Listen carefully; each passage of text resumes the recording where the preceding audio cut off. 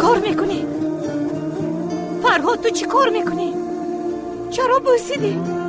چرا ما رو بوسیدی؟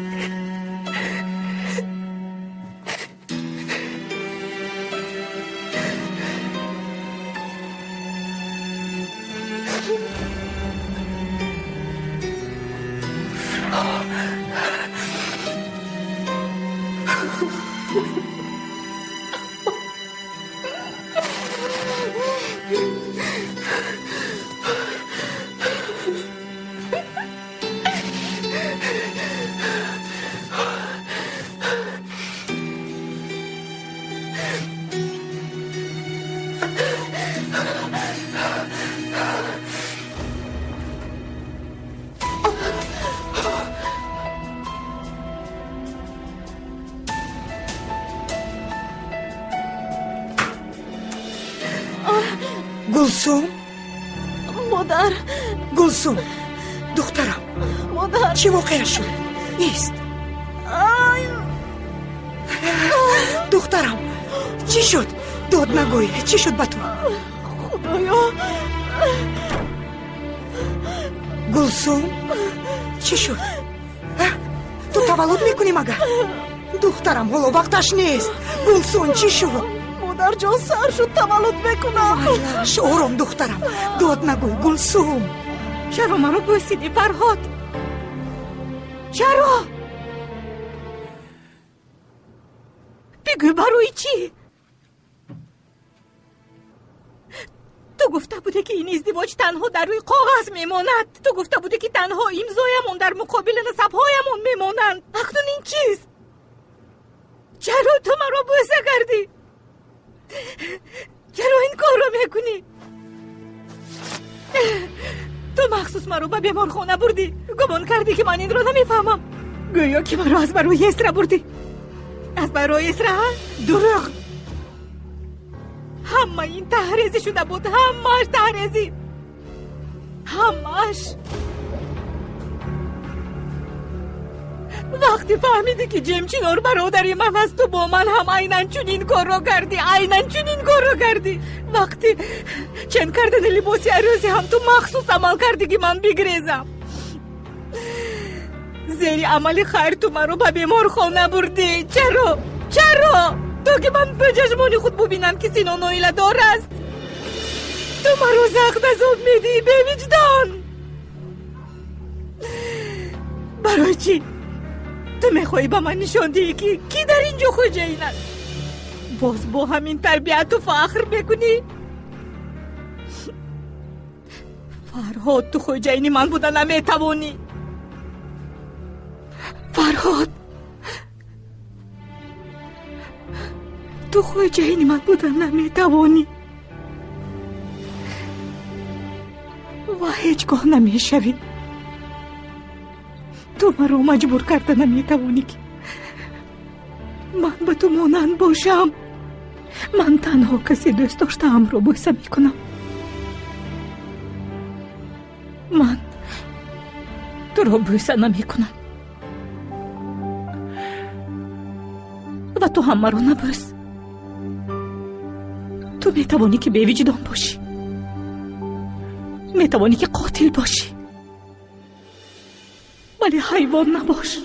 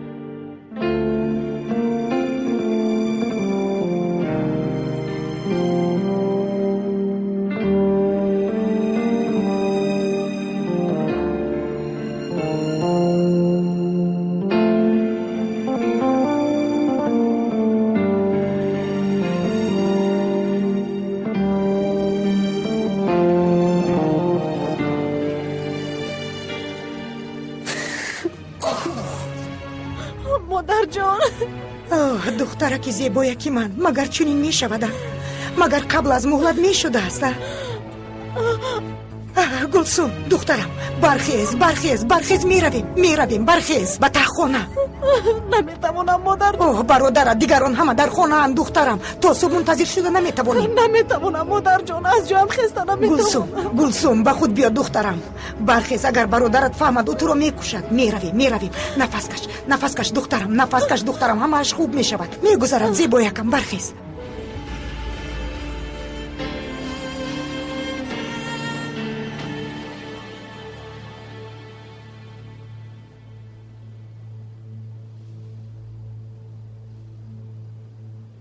مرا ببخش.